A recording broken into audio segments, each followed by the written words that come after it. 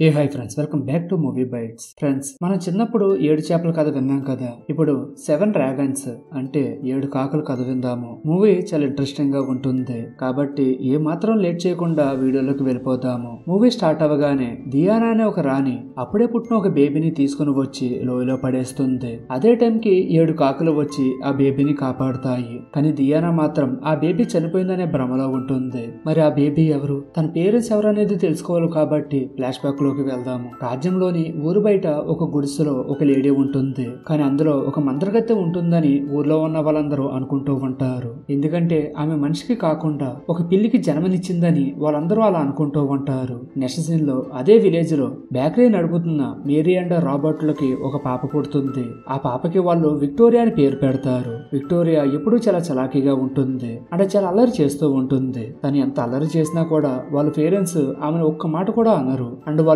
ఎప్పుడూ బాధగా ఏదో కోల్పోయినట్టుగా ఉంటారు. ఒకసారి విక్టోరియా తన ఫ్రెండ్స్ తో ఆడుకుంటూ వాళ్ళ ఇంటి మేడపైకి వెళ్తుంది. అక్కడ ఎటు చూసినా చాలా మంది అబ్బాయిల బట్టలు అండ్ షూస్ కనిపిస్తాయి. అదే టైంకి రాబర్ట్ అక్కడికి వచ్చి ఈ ప్లేస్ కి నువ్వు రాకూడదని చెప్తాడు. దానికి విక్టోరియా ఆ డ్రెస్సులు ఎవరు అని చెప్పి అడుగుతుంది. కానీ రాబర్ట్ జవాబు చెప్పాడు. అలా కొద్ది రోజులకి విక్టోరియా పెరిగి పెద్ద అవుతుంది. ఒకసారి మేరీ బట్టలు కుడుతూ విక్టోరియాని కూడా కుట్టమని చెబుతుంది. కానీ విక్టోరియాకి అసలు బట్టలు కుట్టడం అంటే ఏమాత్రం ఇంట్రెస్ట్ ఉండదు. అది చూసిన విక్టోరియా వాళ్ళ ఆంటీ మేరీకి చెబుతుంది. మేరీకి విక్టోరియా పైన కోపం వస్తుంది, కానీ తన్ని ఒక్క మాట కూడా అనదు. దాంతో విక్టోరియా ఫుల్ గా ఫ్రస్ట్రేట్ అవ్వి, మీరెందుకు అసలు నేను ఎంత అల్లరి చేసినా కూడా కోపడరు, అంతేకాకుండా మేడ పైన చాలా మంది బట్టలు ఉన్నాయి, అవి యూజ్ చేయకుండా మళ్ళీ వేరే బట్టలు ఎందుకు కొడుతున్నారు, అసలు ఆ డ్రెస్సెస్ ఎవరివి, నా దగ్గర మీరు ఏం దాస్తున్నారు అని చెప్పి అడుగుతుంది. తన మాటలకి మేరీ జవాబు చెప్పలేక ఏడుస్తూ ఉంటుంది. నెక్స్ట్ సీన్ లో రాణి దియానా అండ్ ఆమె కొడుకులు హ్యారీ అండ్ ఆడమ్స్ విలేజ్ లో వెళ్తూ ఉంటారు. అదే టైం కి విక్టోరియా అండ్ తన ఫ్రెండ్స్ వాళ్ళని చూసి చాలా ఎక్సైట్ అవుతారు.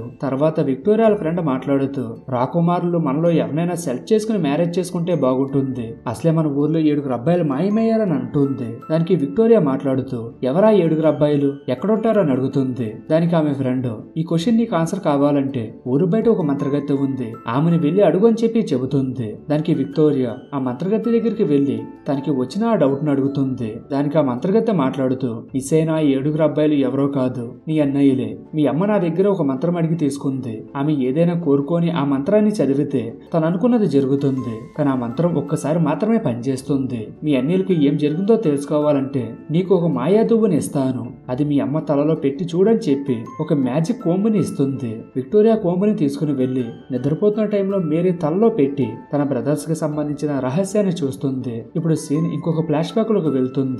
మేరీ అండ్ రాబర్ట్ లకి 7 కొడుకులు ఉంటారు. ఈ 7 చాలా అల్లరి పిల్లలు. ఒకసారి వాళ్ళు చేసే అల్లరి భరించలేక మేరీ వాళ్ళని మీరు కాకుల్లాగా మారిపోతే బాగుంటుందని చెప్పి కోపంగా అంటుంది. దాంతో తన 7 కొడుకులు నిజంగానే కాకుల్లాగా మారిపోతారు. కానీ ఆ తర్వాత మేరీకి తను ఎంత పెద్ద తప్పు చేసిందో అర్థమవుతుంది. కానీ వాళ్ళని మళ్ళీ మనుషులాగా మార్చే పవర్స్ ఆమె దగ్గర లేక అప్పటి నుంచి మేరీ అండ్ రాబర్ట్ తమ కొడుకుల్ని తలుచుకొని చాలా కుమిలిపోతూ ఉంటారు. అందువల్లనే విక్టోరియా అల్లరి చూసి ఎంత కోపం వచ్చినా కూడా తను ఏమీ అనరు. ఇప్పుడు సీన్ ప్రజెంట్ లోకి వస్తుంది. విక్టోరియా మళ్ళీ ఆ మంత్రగత్తె దగ్గరికి వెళ్లి తన అన్నయ్యలు మళ్ళీ మనుషులాగా మారాలంటే ఏం చేయాలని చెప్పి అడుగుతుంది. దానికి ఆ మంత్రగత్తె ఒక శక్తివంతమైన మొక్క నుంచి దారం తీసి ఆ దారంతో షర్ట్స్ కుట్టి తన అన్నయ్యలు వాటిని వేసుకున్నాక తన నోటితో వాళ్ళు మనుషుల్లాగా మారిపోవాలని చెప్పి కోరుకుంటే తన అన్నయ్యలు మళ్ళీ మనుషులాగా మారిపోతారని చెబుతుంది. అయితే ఇదంతా జరగాలంటే ఒక కండిషన్ ఉందని చెబుతుంది. ఎప్పటి వరకు అయితే విక్టోరియా వాళ్ళ అన్నయ్యలు ఆమె కుట్టిన డ్రెస్సెస్ వేసుకుంటారు అప్పటి వరకు విక్టోరియా మౌనవ్రతం చేయాలని చెబుతుంది. విక్టోరియా ఆ కండిషన్ కి ఒప్పుకుంటుంది.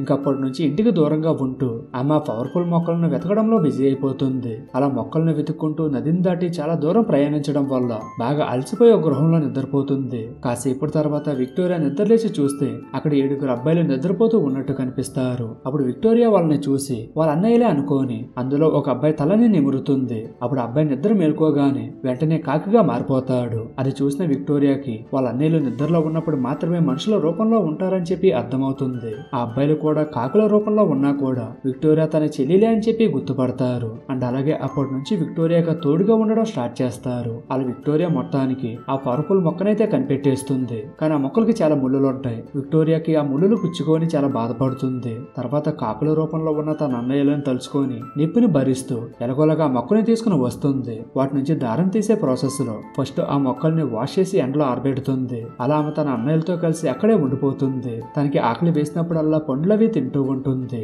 ఒకసారి మొక్కజొన్న కంకుల పొలంలో ఒక కంకిని తీసుకుంటూ అనుకుంటూ ఉంటుంది. అదే టైంకి హ్యారీ అండ్ ఆడమ్ అక్కడికి వస్తారు. యాక్చువల్ గా వాళ్ళు పొలంలో అడవి పందులు వచ్చి పంటను నాశనం చేస్తున్నాయని తెలిసి వాటిని చంపడానికి గన్స్ తీసుకుని వచ్చి ఉంటారు. వాళ్ళని చూడగానే విక్టోరియా వాళ్ళకి కనపడకుండా ఆ పొలంలోనే దాక్కుంటుంది. అప్పుడే ఒక పంది ఆమె వైపు దగ్గరగా వస్తూ ఉంటుంది. దాన్ని చూసిన విక్టోరియా చాలా భయపడిపోతుంది. కానీ మౌనవ్రతం ఉండడం వల్ల ఆమె అరవలేక భయంతో పారిపోతుంది. సరిగ్గా అదే టైంకి ఆడమ్ ఆ పందిని షూట్ చేసి చంపేస్తాడు. గన్ సౌండ్ విన్న విక్టోరియా భయపడి పరిగెడుతూ ఉంటుంది. తన్ని చూసి అడుగు పంది అనుకోని ఆడమ్ షూట్ చేయబోతాడు. అది చూసి కాకుల రూపంలో ఉన్న తన అన్నయ్యలు ఆడమ్ పైన అటాక్ చేస్తారు. వాటి నుంచి తప్పించుకునే ప్రాసెస్ లో పొరపాటున ఒక బుల్లెట్ ఒక కాకికి తగులుతుంది. అది చూసిన ఆడమ్ షాక్ అవుతాడు. వెంటనే దానికి ట్రీట్మెంట్ చేయాలని హ్యారీకి చెబుతాడు. కానీ హ్యారీ మాత్రం ఒక కాకి పైన అంత ప్రేమ చూపించాల్సిన అవసరం లేదు, ఇంకొకసారి మళ్ళీ షూట్ చేసి దాన్ని ఫినిష్ చేస్తే సరిపోతుందని హ్యారీ కాకిని షూట్ చేయబోతాడు. అదే టైంకి విక్టోరియా హ్యారీని రాయితో కొట్టి బుల్లెట్ తగిలిన కాకిని తీసుకుంటుంది.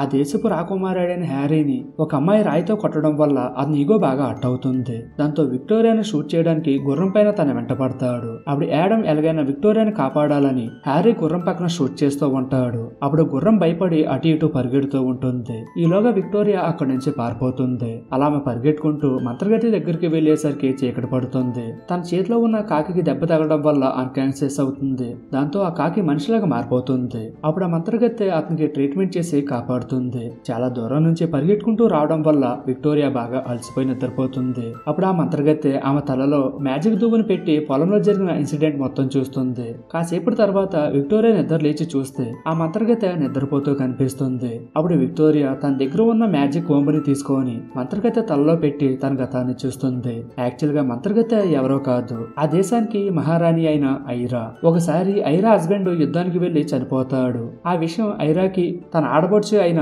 దయానా హస్బెండ్ చెబుతాడు. అప్పుడు ఐరా ప్రెగ్నెంట్ గా ఉంటుంది. దాంతో ఐరా తన హస్బెండ్ పుట్టబోయే బిడ్డను చూడకుండానే చనిపోయాడని చాలా బాధపడుతుంది. ఐరా ప్రెగ్నెంట్ అని తెలియగానే దియానా కూడా ప్రెగ్నెంట్ అని చెప్పి అత్తారింటికి వెళ్లకుండా అక్కడే ఉండిపోతుంది. తర్వాత కొన్నాళ్ళకి ఐరాకి పెయిన్స్ వస్తుంటాయి. అప్పుడు దియానా వచ్చి ఐరాకి ఒక డ్రింక్ తాగిస్తుంది. ఆ డ్రింక్ తాగిన కొద్దిసేపటికి ఐరాకి డెలివరీ పెయిన్స్ అంటే కడుపు నొప్పి చాలా ఎక్కువగా వచ్చి అన్కాన్షియస్ అయిపోతుంది. అలా కాసేపటికి ఆమెకి బిడ్డ పుడతాడు. ఐరా స్పృహలోకి రాకముందే దియానా ఐరా బిడ్డను చంపేయమని తన సర్వెంట్ కి చెబుతుంది. ఇక స్పృహలోకి వచ్చే టైంకి దియానా ఆమె పక్కన ఒక పిల్లిని పెట్టి నువ్వు ఒక పిల్లికి జన్మనిచ్చావని చెప్పి చెబుతుంది. అండ్ అలాగే ఐరా ఒక మంత్రగత్తని ఊరంతా పుకార్లు పుట్టిస్తుంది. తర్వాత ఐరాని చంపడానికి ఒక చితిని ఏర్పాటు చేయిస్తుంది. ఇప్పుడు సీను ప్రజెంట్ లోకి వస్తుంది. నెక్స్ట్ ఏం జరిగిందో చూసే లోపల ఐరా నిద్రలేస్తుంది. విక్టోరియా చేతిలో మ్యాజిక్ కొంబు చూసిన ఐరా ఇప్పుడు అర్థమైందా నేను మనిషినా లేక మంత్రగత్తెనా అని అంటుంది. తర్వాత ఏం జరిగిందో చెప్పడం స్టార్ట్ చేస్తుంది. దియానా నన్ను చంపడానికి ట్రై చేసిన టైంకి అక్కడికి ఒక మంత్రగత్తె వచ్చి తన పవర్స్ తో నన్ను కాపాడింది. అప్పటి నుంచి ఊరికి దూరంగా వచ్చేసి ఇక్కడ ఉంటున్నానని చెబుతుంది. ఇక మరుసటి రోజు కల్లా విక్టోరియా బ్రదర్ కి తగిలిన దెబ్బలు బాగా క్యూర్ అయిపోతాయి. అందువల్ల విక్టోరియా తన కాకి రూపంలో ఉన్న అన్నయ్యని తీసుకొని అక్కడి నుంచి వెళ్ళిపోవడానికి డిసైడ్ అవుతుంది. ఇప్పుడు ఐరా మాట్లాడుతూ ఆ రాజ్యంలోని రాకుమారులైన హ్యారీ అండ్ ఆడమ్ గురించి మాట్లాడుతూ ఆడమ్ చాలా మంచివాడని చెబుతుంది. ఇంకా విక్టోరియా తన ప్లేస్ కు వెళ్ళిపోయి దారం కోసం మొక్కల్ని ఎండబెట్టే ప్రాసెస్ ని కంటిన్యూ చేస్తుంది.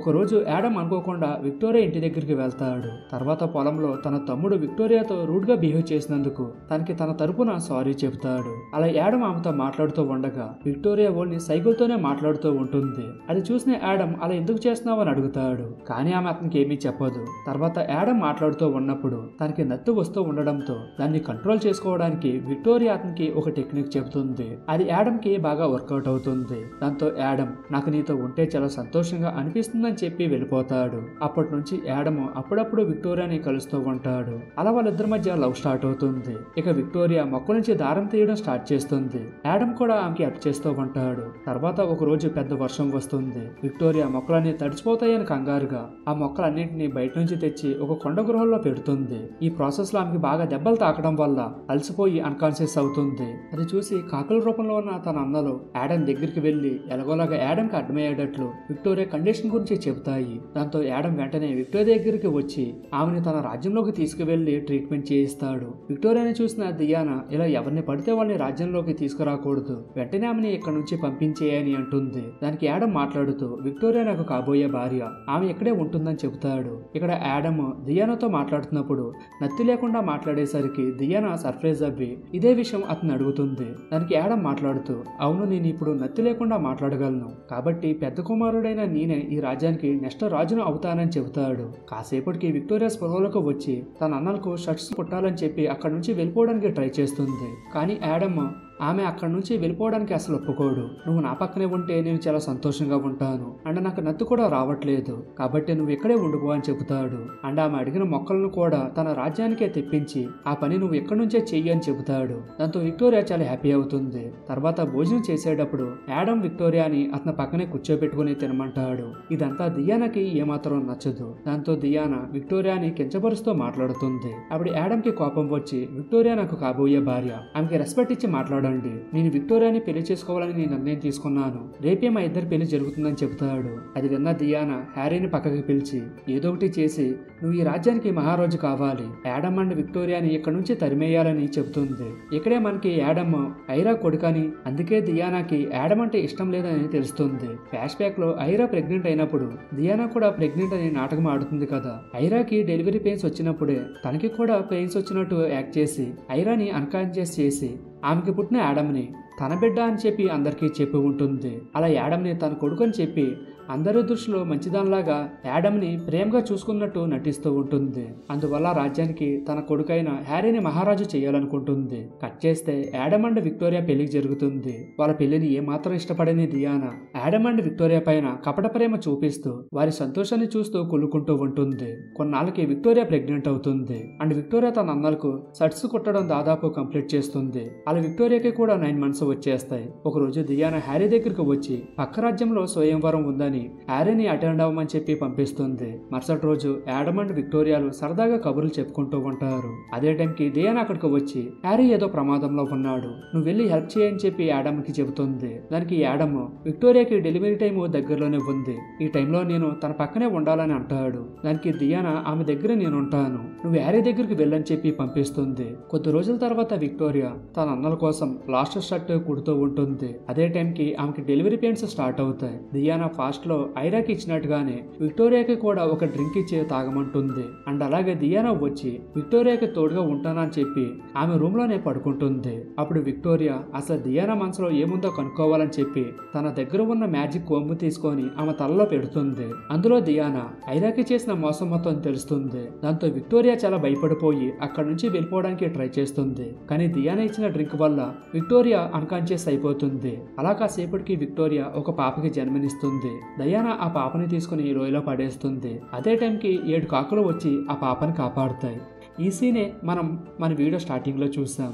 ఇక విక్టోరియా కళ్ళు తెరిచి చూసేసరికి తన పక్కన బిడ్డకు బదులుగా ఒక కాకి ఉండడం చూసి షాక్ అవుతుంది. ఆ పని దియానానే చేస్తుంది. తర్వాత విక్టోరియా బిడ్డకి ప్రేయర్ చేయడానికి పాస్టర్స్ వస్తారు. ఆమె పక్కన కాకిని చూసిన దియానా విక్టోరియా ఒక మంత్రగత్తె అని, అందుకే ఆమె ఒక కాకికి జన్మనిచ్చిందని, ఇలాంటి వాళ్ళు బ్రతకకూడదని ఆమె పైన నిందలు వేసి పాస్టర్స్ ను కూడా నమ్మిస్తుంది. విక్టోరియా మౌనవ్రతంలో ఉండడం వల్ల ఏమీ మాట్లాడుతూ దాంతో దియానా ఆమెను అరెస్ట్ చేసి జైల్లో పడేస్తుంది. పాపం విక్టోరియా మాత్రం తన గురించి కూడా ఆలోచించకుండా తన అన్నల కోసం ఆ జైల్లో కూడా షట్టు కొడుతూ ఉంటుంది. నెక్స్ట్ డే దియానా యాడమ్ రిటర్న్ అయ్యే లోపల విక్టోరియాని చంపాలని చెప్పి డిసైడ్ అవ్వి ఆమె కోసం చితిని ఏర్పాటు చేసి విక్టోరియాని అండ్ తన షర్ట్స్ ని ఆ చితిపైన చేర్చి నిప్పంటిస్తుంది. కరెక్ట్ గా అదే టైంకి ఆ 7 కాకులు అక్కడికి వచ్చి విక్టోరియా తయారు చేసిన షర్ట్స్ పైన కూర్చుంటాయి. అప్పుడు విక్టోరియా ఆ 7 కాకులను చూసి మీరంతా మళ్ళీ మనుషుల్లాగా మారిపోవాలని చెప్పి అంటుంది. దాంతో ఆ 7 కాకులు మనుషుల్లాగా మారిపోతాయి.